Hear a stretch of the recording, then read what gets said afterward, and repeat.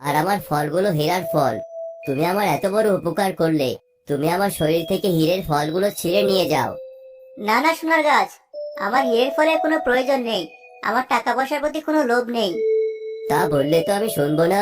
তুমি আমার উপকার করেছো, একটা ফল তোমাকে নিতেই হবে। আর এটা বিক্রি করে তুমি অনেক টাকা পাবে। এটা তোমার উপহার। ঠিক আছে, এত করে যখন বলছো, তাহলে একটা হীরের ফল আমি ছিঁড়ে নিয়ে যাচ্ছি।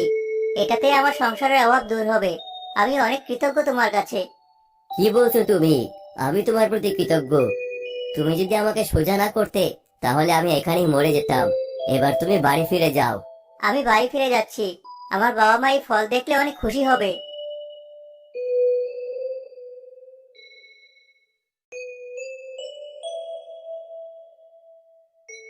হীরের ফল? কি বলছিস তুই? সোনার গাছ? এসব পৃথিবীতে আবার আছে নাকি? আমি তোমাদের জন্য একটা হীরের ফল নিয়ে এসেছি। আসলে সেই গাছটা ঘন জঙ্গলের মধ্যে ঝড়ের রাতে নুয়ে পড়েছিল। আমি তাকে সাহায্য করেছি, তাই সে তার কাছ থেকে একটা হীরের ফল আমাকে উপহার হিসেবে দিয়েছে। এটা একদম ঠিক হয়নি। কাউকে উপকার করলে কখনো তার প্রতিদান নিতে নেই। তুই গাছটাকে সাহায্য করেছিস, সেটা খুব ভালো কথা, কিন্তু ওর কাছ থেকে ফল কেন নিতে গেলি বাবা? তুই আসলে একটা বোকা ভাই।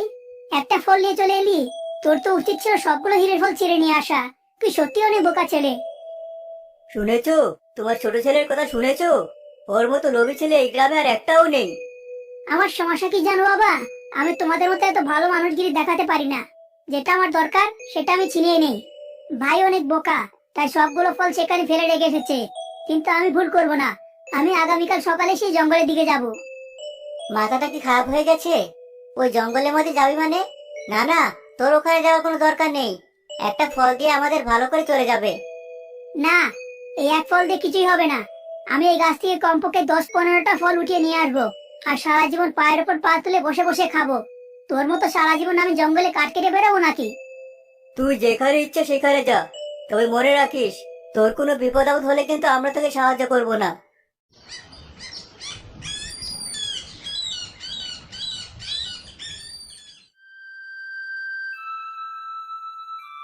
কেউ আছো?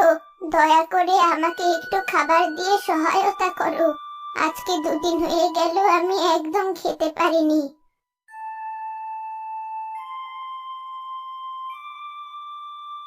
এই ঘন জঙ্গলে জ্ঞান জ্ঞান কে করছে? বিরক্ত লাগছে। ব্যাপার কি বুড়িমা? তোমার সমস্যা কি? এই বৃদ্ধ বয়সে জঙ্গলে কি করতে এসেছো তুমি? বাবা, এমন করে কেন কথা বলছো?